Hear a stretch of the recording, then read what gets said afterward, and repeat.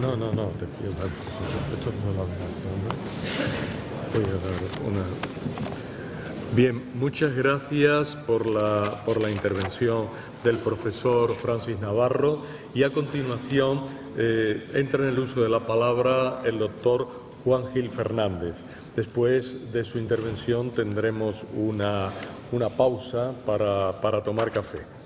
El doctor Juan Gil fue durante mucho tiempo catedrático de Filología Latina de la Universidad de Sevilla. Ha escrito sobre esta temática numerosas publicaciones, numerosos libros, en los cuales no voy a entrar. Por el contrario, en la parte que a nosotros nos corresponde, el profesor Juan Gil pues, se ha interesado por los mitos de la expansión europea, mitos y utopías del descubrimiento, y por la literatura de viajes, tanto en la antigüedad como en la Edad Media. El libro de Marco Polo, traducido por Rodrigo de Santaella, En demanda del Gran Khan, viajes a Mongolia en el siglo XIII, la India y el Catay, textos de la antigüedad clásica y del medievo occidental y estudios sobre Cristóbal Colón. Su producción científica ha tocado muchos otros libros, muchos otros temas que algunos de ellos están muy conectados con la temática que aquí trae y que es la temática del Congreso. Sobre todo, he de citar el libro sobre las minorías sevillanas titulado El exilio portugués en Sevilla, de los Braganza a Magallanes, publicado en el año 2009. Al estudio de los contactos de España con el mundo oriental, ha dedicado unos volúmenes inapreciables, unos volúmenes que son excepcionales dentro de la literatura historiográfica española, como son Hidalgos y samuráis, La India y el lejano oriente en la Sevilla del siglo de oro y Los chinos en Manila durante los siglos XVI y XVII. Ha publicado también muchos libros en colaboración, ya que han sido muy fecundas sus colaboraciones, sobre todo con el mundo lusitano, publicaciones con Lisboa y con Macao, sobre todo en relación con un profesor que también ha estado a punto de estar aquí, pero no ha podido ser por otros compromisos, que es el profesor Rui Loureiro. Por lo tanto, nos encontramos con el profesor Juan Gil, experto en muchísimas cuestiones relacionadas con nuestro Congreso y además académico de número de la Real Academia Española. Le damos la bienvenida.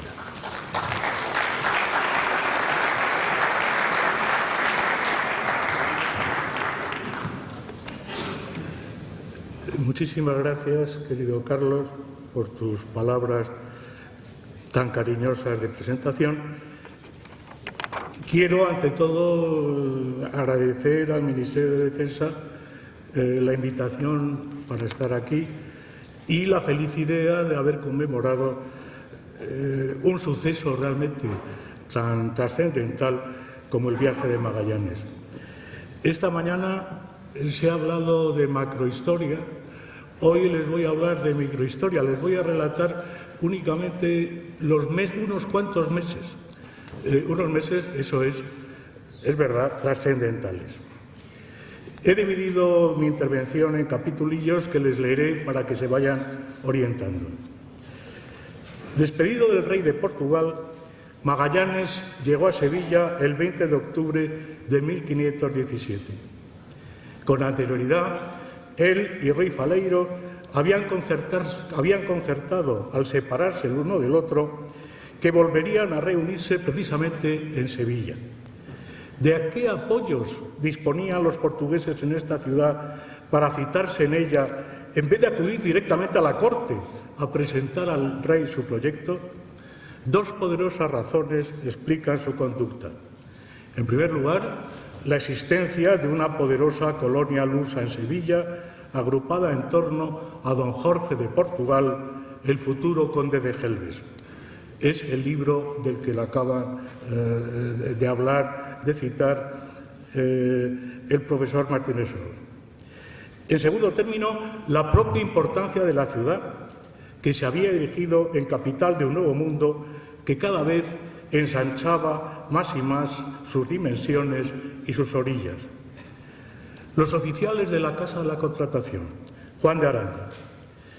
En 1503 se había fundado en Sevilla la Casa de la Contratación, destinada a ser el centro administrativo del comercio con el Nuevo Mundo. En 1517, su cúspide funcionarial se componía de 3 oficiales. Eran ellos un canónigo cántabro, Sancho de Matienzo, que había llevado desde los primeros tiempos la tesorería, un vasco, Juan Martínez de Recalde, que estaba a cargo de la contaduría, y un burgalés, Juan de Aranda, que desempeñaba el cargo de factor. Nada más natural que Magallanes quisiese tantear la disposición de ánimo de estos 3 personajes, que tanto peso podrían tener en la aprobación de la empresa y que, en caso de obtener la sanción real, indefectiblemente se habían de encargar del despacho de la Armada.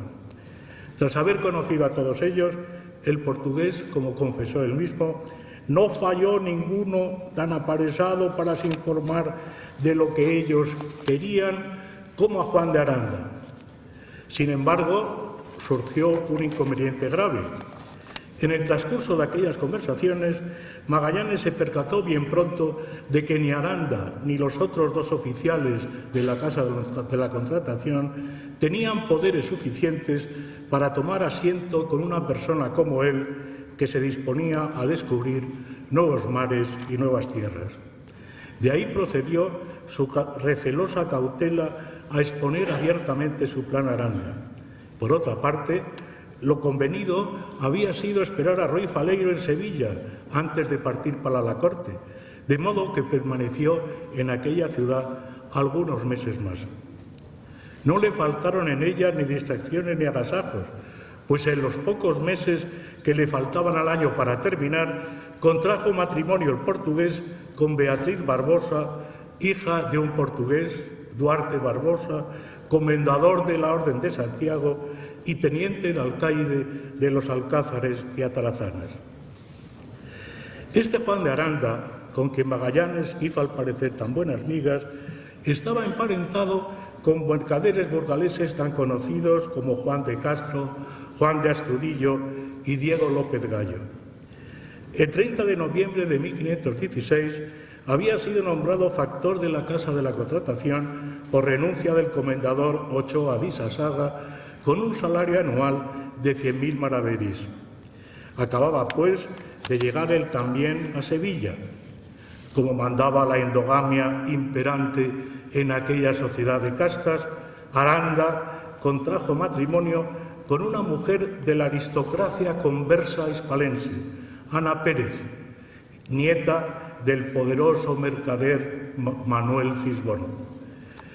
El nombramiento de Aranda no parece que fuese del agrado de los otros 2 oficiales, pues estos se negaron a permitir que el nuevo factor viviera en la Casa de la Contratación, tal y como había hecho su predecesor. Las protestas del perjudicado no tardaron en llegar a la corte, no sé con qué éxito. Lo que sí está claro es una cosa, que quien se hiciese amigo de Aranda se convertía automáticamente en enemigo de Recalde. En consecuencia, su aproximación al factor le granjeó a Magallanes la inquina del contador, que no perdió ocasión de ponerle trabas en su camino, dentro de un orden, claro está, pues Recalde, como servidor de la corona, tampoco podía desobedecer las órdenes del rey. Mas tampoco da la impresión de que Recalde y Matienzo fuesen una y carne. Por ejemplo, el 19 de octubre de 1518, el rey tuvo que intervenir para que el canónigo diese al contador la llave de una nave de las Atarazanas, siempre que esa nave estuviese vacía, para que Recalde pudiese guardar en ella aparejos de navíos y otros pertrechos.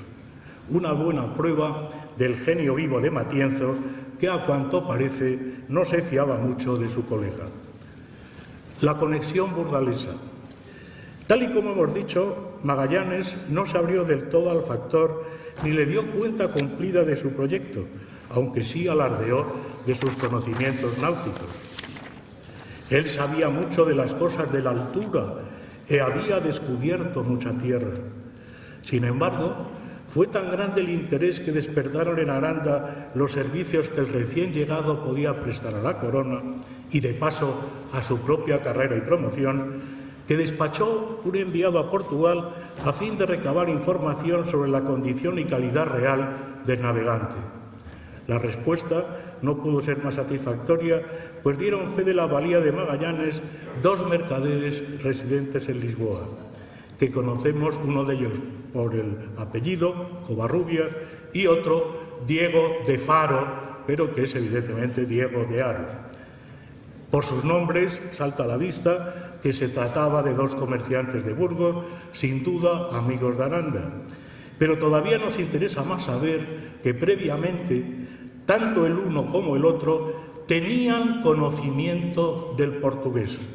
Por tanto, es lícito suponer que fue Magallanes quien sugirió sus nombres al factor y, en consecuencia, cabe presumir que cuando Magallanes se presentó ante Aranda, también él llevaba alguna carta de recomendación para el factor de parte de Covarrubias y de Haro. Huelga decir que este era pariente, probablemente hermano, de Cristóbal de Haro, el importantísimo mercader burgalés que tan gran importancia habría de tener en el descubrimiento de la especiería. Y en este punto cabe empalmar esta noticia con la información que nos ofrece otra fuente. En efecto, según refiere Maximiliano Transilvano, Haro había estado mucho tiempo tratando sus mercaderías en Portugal, en la ciudad de Lisboa, y había enviado muchas veces sus factores y criados a aquellas partes orientales en las armadas del rey de Portugal, y había tenido contratación con los pueblos de los sinas, es decir, los chinos, y sabido y sido avisado por sus factores de los secretos y cosas de aquellas tierras de las partes orientales.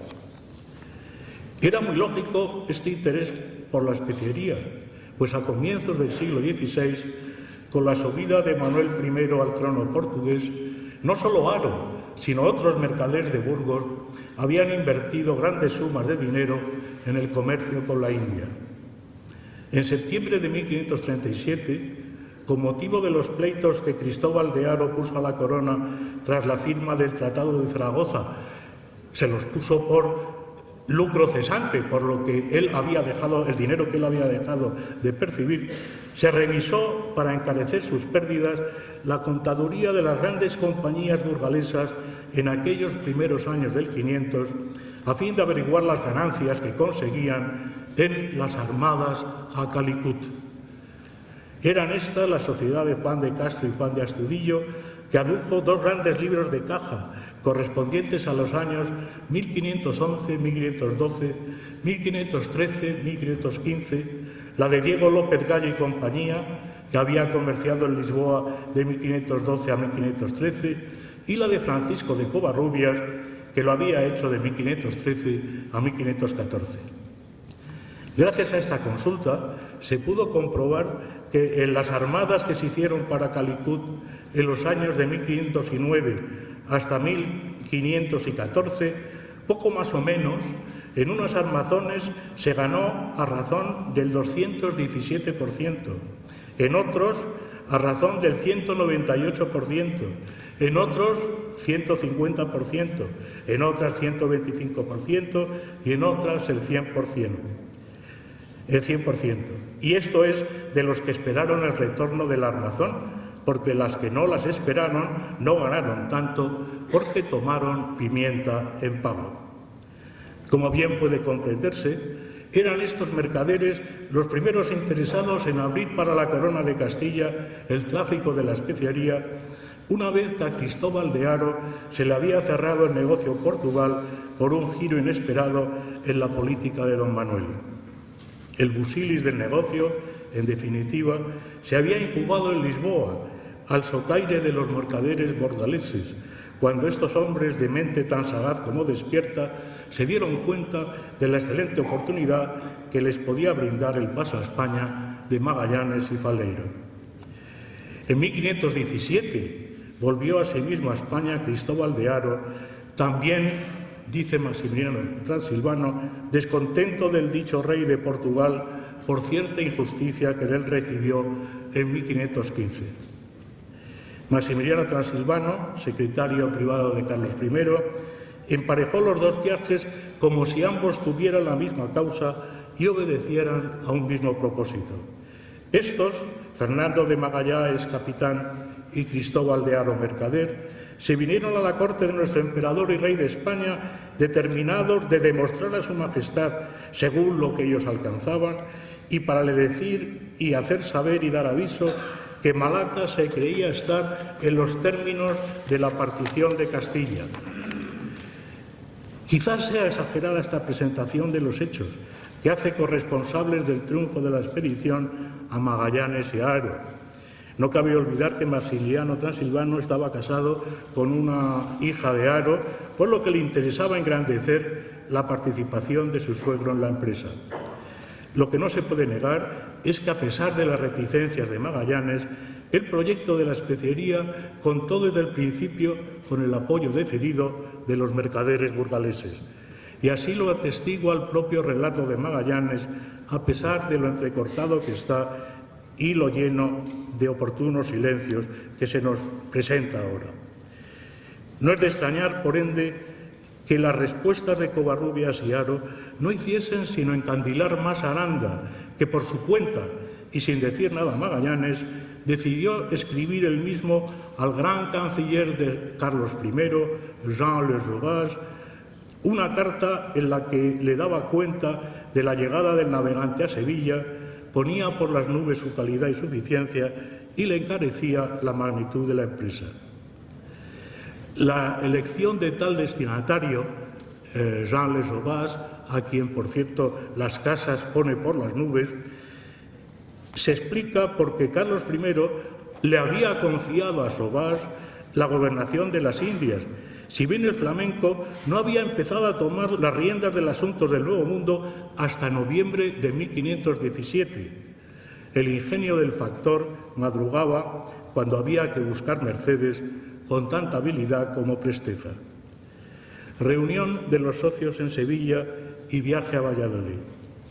Mes y medio después que su socio, esto es, a mitad de diciembre de 1517, el bachiller Ruy Faleiro llegó a su vez a Sevilla, como se había convenido, en compañía de su hermano Francisco y tal vez de su mujer, Eva Afonso. La reunión de los dos compañeros no fue lo que se dice un reencuentro feliz. Los primeros pasos que había dado Magallanes con Aranda irritaron a Faleiro, porque éste, a fuer de hombre neurótico y por ende muy desconfiado, era partidario de mantener en secreto el plan hasta su presentación en exclusiva al rey. A Faleiro, además, lo escoció vivamente el excesivo protagonismo que había tomado por su cuenta y riesgo Magallanes. Las negociaciones previas lo hicieron sentirse postergado por el simple hecho de que hasta entonces no se había hablado de su persona. A pique estuvo de romperse la compañía entre ambos socios, y si se produjo una reconciliación fue gracias a la oportuna intervención de amigos comunes, Diego Barbosa, el suegro de Magallanes, y el bachiller Ruy López, criado y factor de don Jorge de Portugal. De este hombre tenemos un inventario de libros de sus pertenencias, murió en 1519, poco después, y realmente era un hombre muy culto y que estaba interesado en la cosmografía.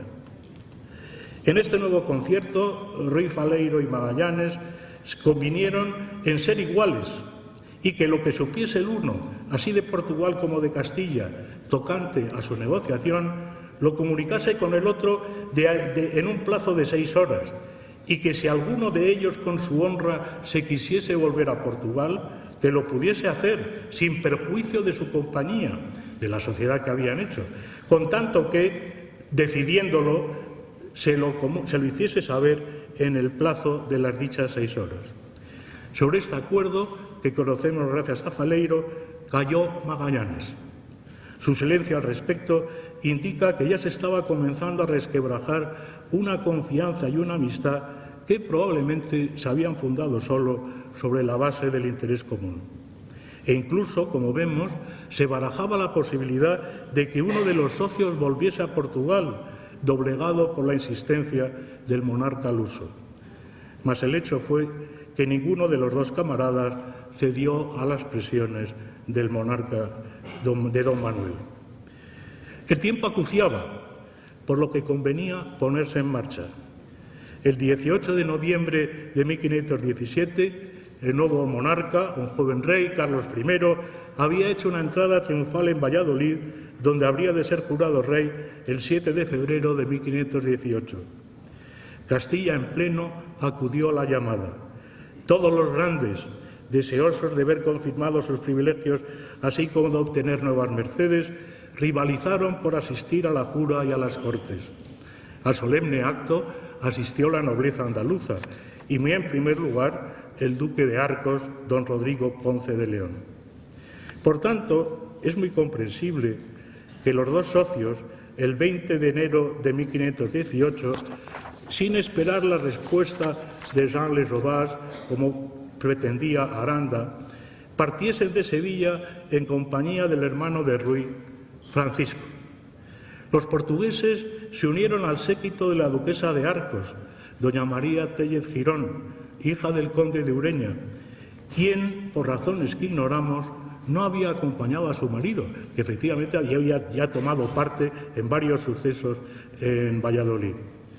Dieron un tinte exótico a la comitiva dos esclavos, Enrique de Malaca, que tenía entonces unos 25 años, y una mujer de Sumatra, de la que sabemos únicamente gracias a Lope de Gómara. Es muy probable que también se incorporara a ella el paje de Magallanes, el fiel Cristóbal Rebelo. Aranda pretendió que hiciesen el viaje todos juntos, pero Faleiro se negó en redondo. Ellos querían ir por Escalona, un lugar donde probablemente la duquesa se disponía a hacer una parada, mientras que Aranda proyectaba tomar la ruta de la Plata. Al separarse, Aranda les hizo un insistente ruego, que unos y otros se volviesen a juntar en Medina, y así se despidieron, dirigiéndose cada cual por una vía diferente al mismo destino, Valladolid.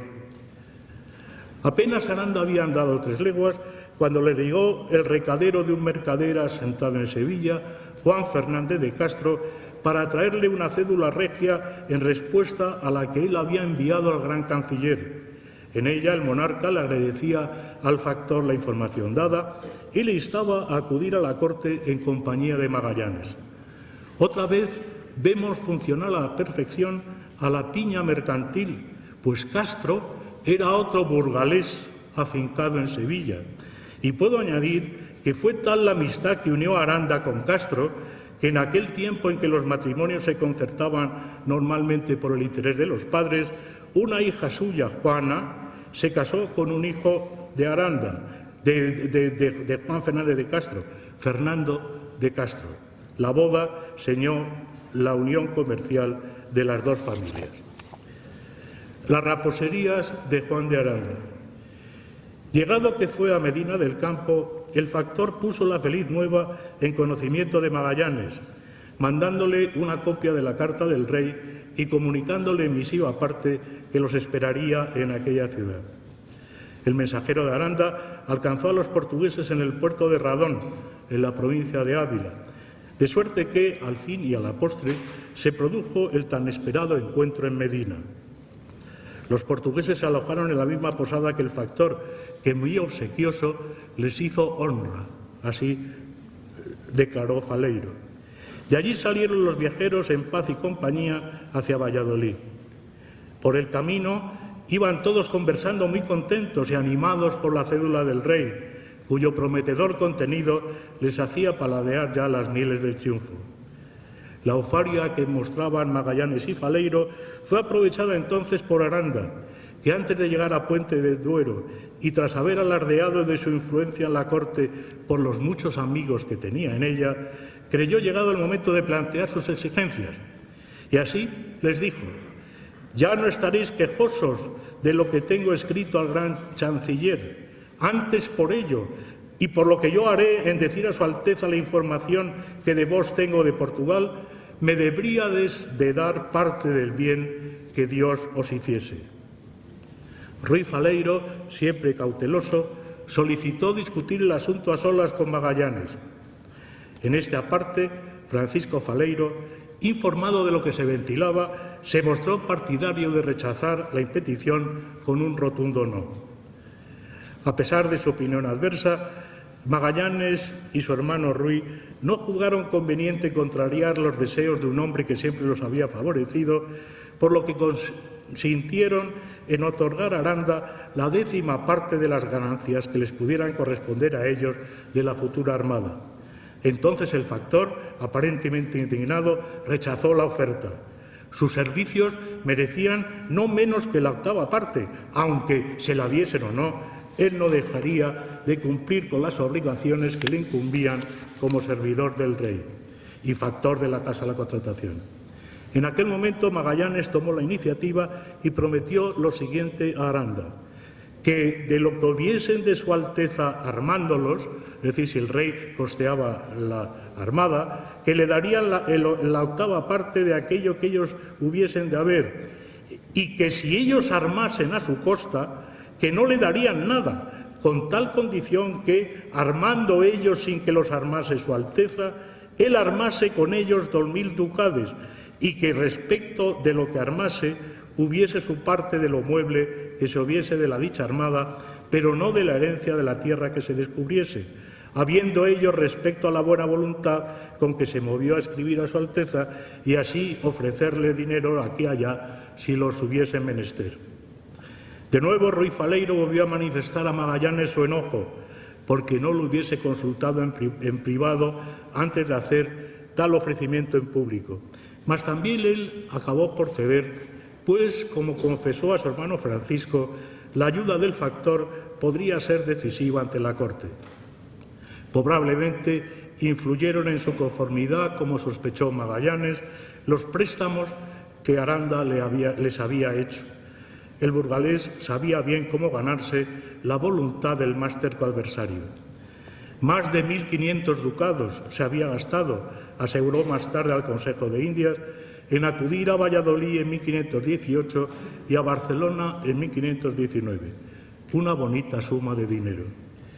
Mas el factor quiso tensar todavía más la negociación y reclamó el 5º y no el 8º.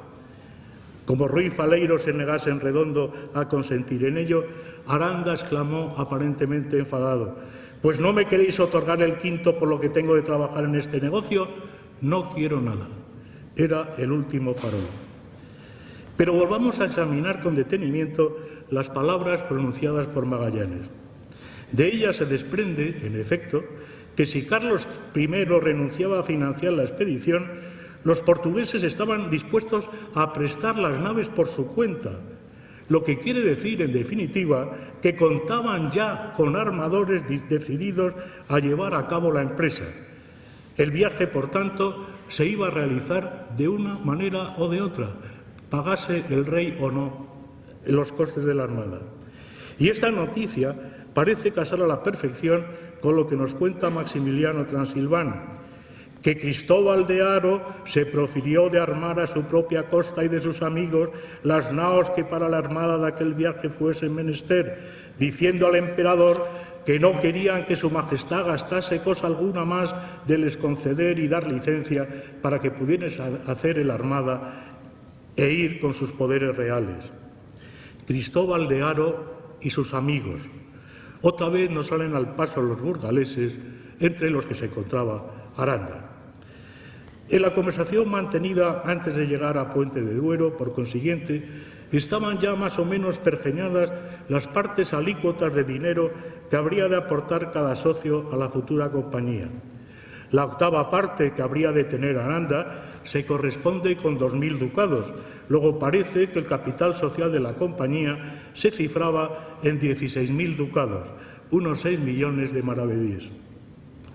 Esta cantidad se ajusta bien a la cifra moderada que en un principio pensaba gastar Magallanes, que incluso contaba con menos, con 5.000 pesos de oro, una suma que con razón los oficiales de la Casa de la Contratación consideraron absolutamente ilusoria.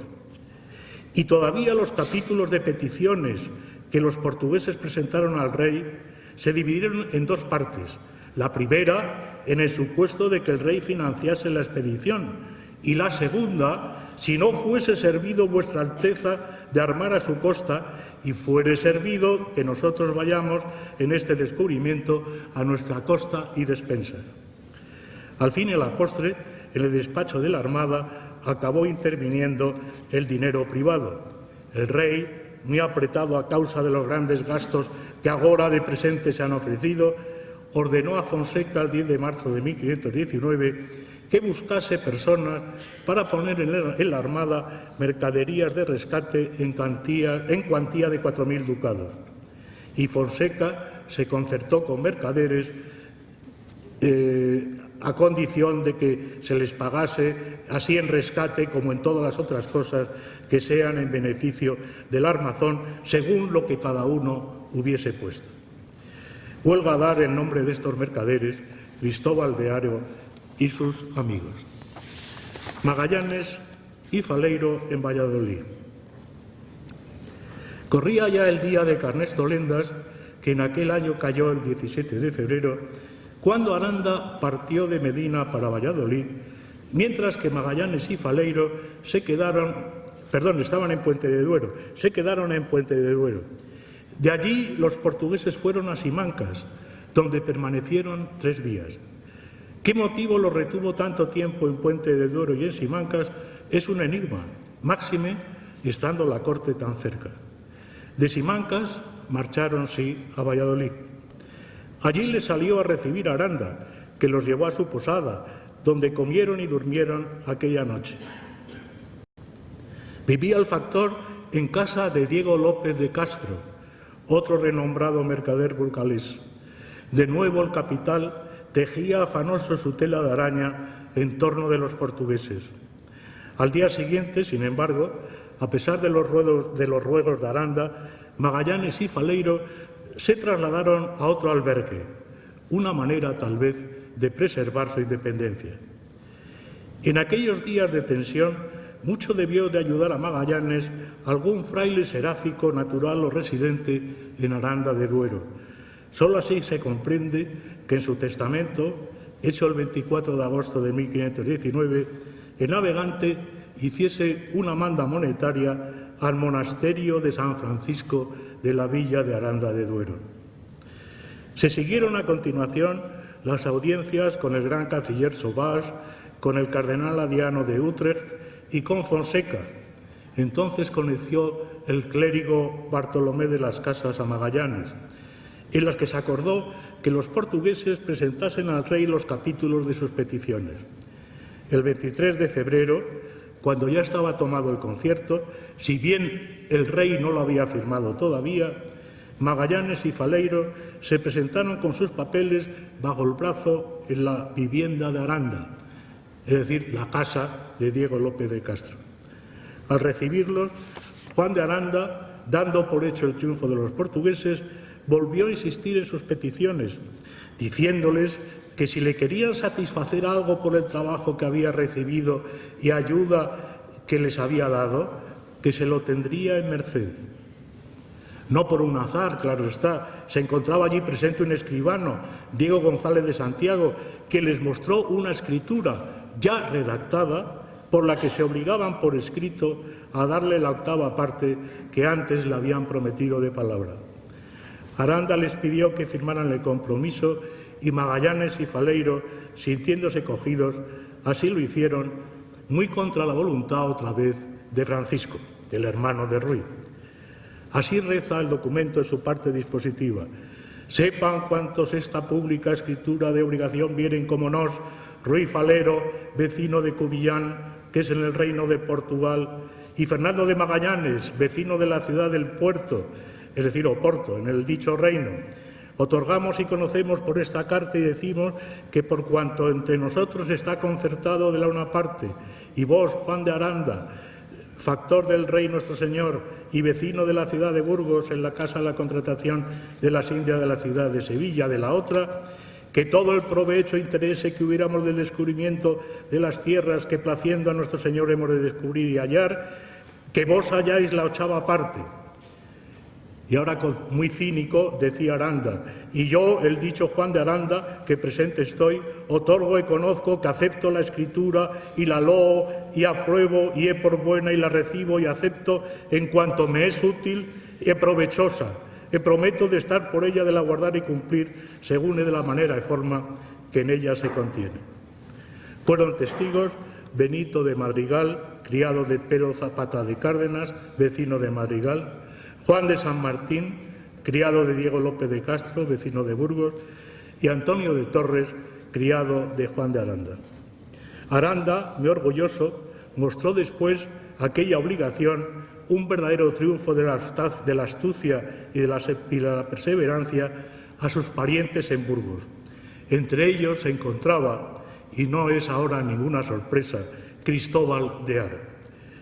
Mas todavía en aquel momento el factor volvió a tramar ardides, esta vez, según dijo, para velar por los intereses de la corona. Una sucinta información a la que respondió no menos escuetamente Magallanes nos da la clave de sus tejemanejes. Los portugueses pensaban pedir en el borrador de su capitulación la 10ª parte de las ganancias del viaje, pero esta idea inicial chocó con la oposición frontal del burgalés.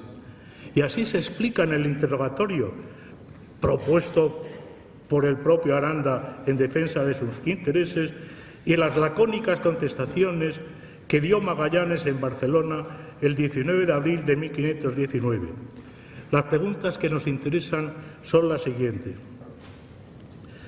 Si se le acuerda que después de esto vinieron él, es decir, Magallanes, y Ruy Falero a su posada con unos capítulos de las cosas que demandaban a su Alteza que les concediese, y entre otras cosas demandaban que les diese de 10 de lo que rentase todo lo que se descubriese. Que es verdad, puso Magallanes al margen. Ítem, si el dicho Juan de Aranda les dijo entonces que demandaban mucho y les persuadió con buenas razones a que no demandasen tanto. Y por su importunación y por lo que él les dijo, vinieron a no demandar más de 21, es decir, la 20ª parte. Y entonces el dicho Juan de Aranda les tomó la escritura de los capítulos que ellos traían y los trasladó de su letra, es decir, los copió él, mudando lo que demandaban de 10 la 10ª parte, en que no demandaba más de 21, la 20ª parte. Y aquellos mismos dieron al reverendísimo señor obispo de Burgos y al señor chanciller Sobas, que Dios haya, que es verdad, volvió a afirmar Magallanes. Las capitulaciones. Por tanto, fue Juan de Aranda quien escribió de su puño y letra los capítulos presentados al rey, capítulos que, sin hacer alusión expresa a Magallanes y Faleiro, se conservan en otro trascendental documento del Archivo de Indias. En el segundo capítulo, efectivamente, se pide al rey el 20º de todo el provecho e interés de lo que se descubriese y no la 10ª parte. Magallanes y Faleiro se lamentaron en público de haber perdido 5 millones de renta por haber hecho caso al burgalés. Curiosamente, sin embargo, entre bastidores las cosas sucedieron de manera algo diferente. En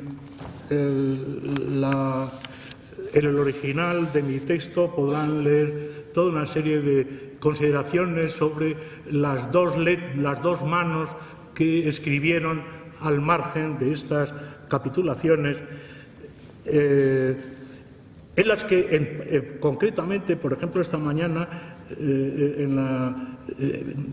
se recordaba por la profesora Aram la capitulación que facilitaba o permitía salir de la isla de San Miguel. Bueno, pues este capítulo se conserva tal cual, escrito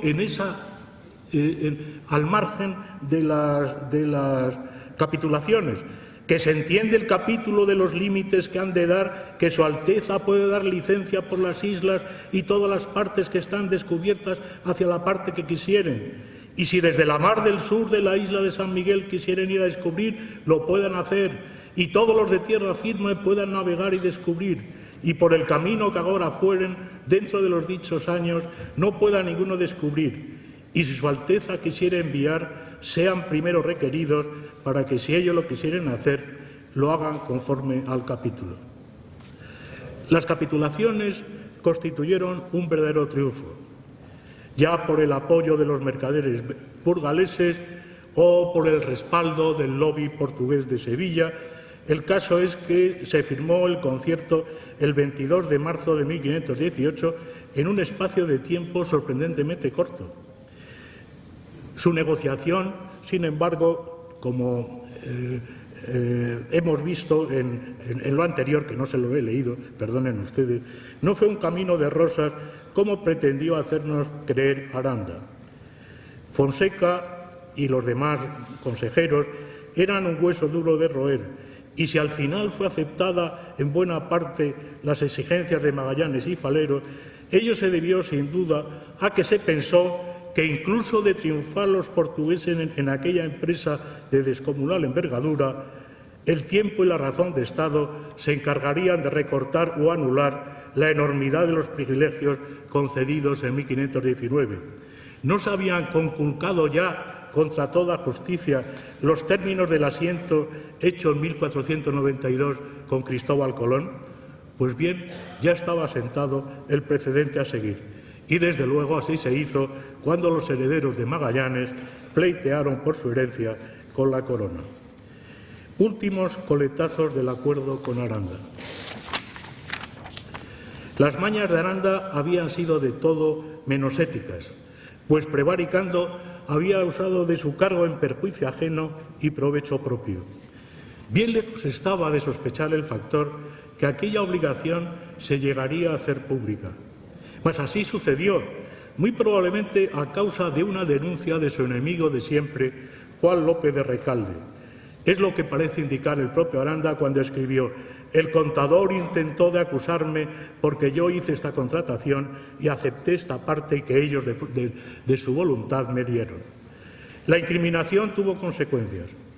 El 25 de julio de 1519, Fonseca, como presidente del Consejo de Indias reunido en Barcelona, hizo saber al factor que había llegado al conocimiento del rey el concierto que había tomado sin tener para ello licencia ni facultad de su Alteza, ni lo pudiendo ni debiendo hacer, y que ya se habían hecho las averiguaciones pertinentes.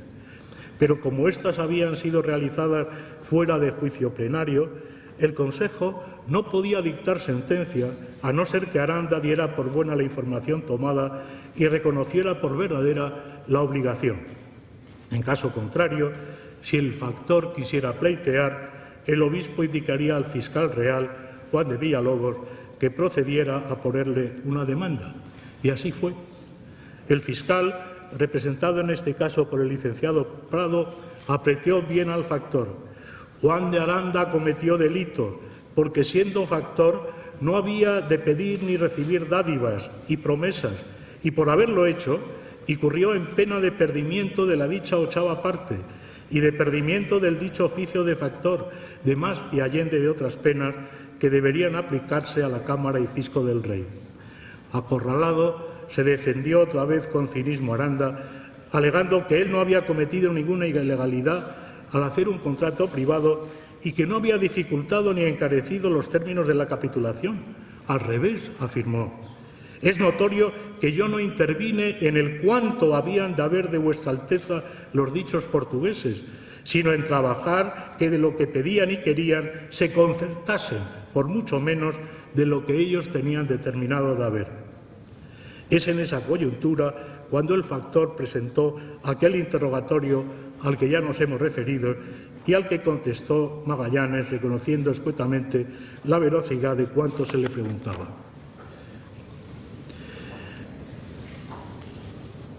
El 5 de agosto el Consejo de Indias remitió el proceso al Consejo del Reino. Y aquí se acaban nuestras noticias sobre el pleito, aunque Aranda, considerándose inventor y primera causa del viaje de Magallanes, solicitó recibir en galardón el cargo hereditario de factor de contratación de la Casa de la Especiería con un aumento del 3% en el sueldo, amén de tener licencia para tratar en ella 500 ducados anuales libres de todos derechos. Descaro, en verdad, no le faltaba al burgalés, si bien el pez grande se comió al chico. En el puesto de factor de la Casa de la Contratación de la Especiería fue nombrado, ya se lo pueden suponer, Cristóbal de Haro. A raíz de esta denuncia estalló sin tapujos la solapada enemistad que Aranda había mantenido con Recalde, a quien acusó de cobrar ilegalmente derechos a todos los maestres de navíos y pasajeros y tratantes, así de los registros que llevan como de las licencias que se dan para traer las mercaderías y provisiones a esta ciudad para cargar para las dichas Indias. Dispuesto a perder y destrozar a su rival, Aranda convenció a Matienzo de la necesidad de acudir ante un teólogo para consultarle la licitud de tal conducta. El fraile, por supuesto, declaró que esas exacciones injustas contravenían todas las leyes.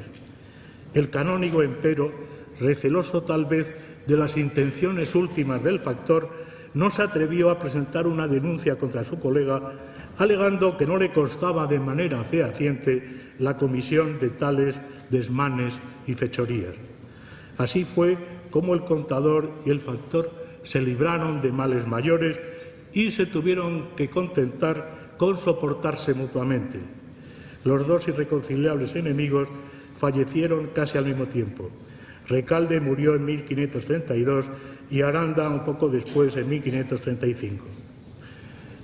Se ha de confesar que el comportamiento de Aranda dejó mucho que desear, mas también hay que reconocer que sin su apoyo inicial y, sobre todo, sin el concurso decisivo de los grandes mercaderes burgaleses, la empresa de Magallanes se hubiese diferido todavía más y que tal vez con esas dilaciones hubiese acabado por malograrse. Muchísimas gracias.